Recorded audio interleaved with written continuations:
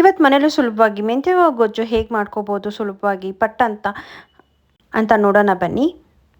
ಮೊದಲಿಗೆ ನಾನಿಲ್ಲಿ ನಿಂಬೆಹಣ್ಣಿನ ಗಾತ್ರ ಅಷ್ಟು ನಾನಿಲ್ಲಿ ಹುಣಸೆಹಣ್ಣ ಈ ಥರ ನೆನೆ ಹಾಕಿದ್ದೀನಿ. ಒಂದು 10 ನಿಮಿಷ ಈ ಥರ ನೆನೆ ಹಾಕ್ಕೊಂಡ್ರೆ ಸಾಕು.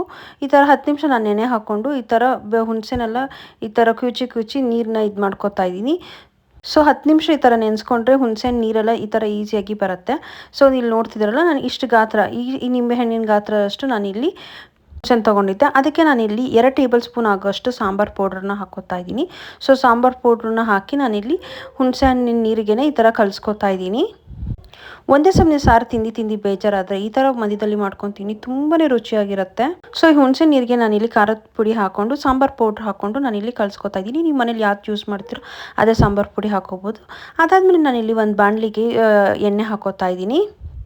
ಅದಾದಮೇಲೆ ನಾನಿಲ್ಲಿ 2 ಟೇಬಲ್ ಸ್ಪೂನ್ ಆಗೋಷ್ಟು ಮೆಂತ್ಯ ಕಾಳನ್ನ ಹಾಕೋತಾ ಇದ್ದೀನಿ. ಮೆಂತ್ಯ ಕಾಳನ್ನ ನಾನಿಲ್ಲಿ ಎಣ್ಣೆಲಿ ಹುರ್ಕೋತಾ ಇದ್ದೀನಿ. ಎಲ್ಲಿ ತನಕ ಹುರ್ಕೋಬೇಕು ಅಂದರೆ ಗೋಲ್ಡನ್ ಕಲರ್ ಬರೋ ತನಕ ನಾನಿಲ್ಲಿ ಫ್ರೈ ಮಾಡ್ಕೊಂಡಿದ್ದೀನಿ.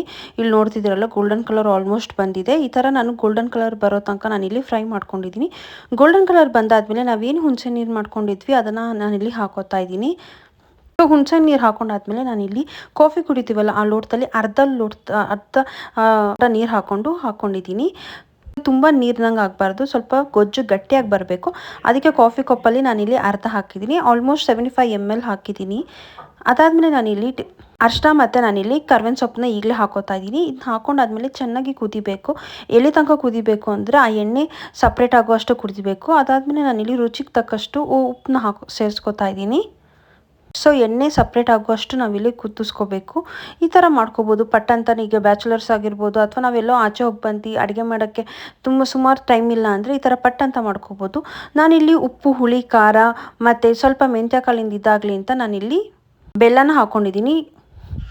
ನಾನಿಲ್ಲಿ 2 ಟೇಬಲ್ ಸ್ಪೂನ್ ಆಗೋಷ್ಟು ಬೆಲ್ಲ ಹಾಕ್ಕೊಂಡಿದ್ದೀನಿ.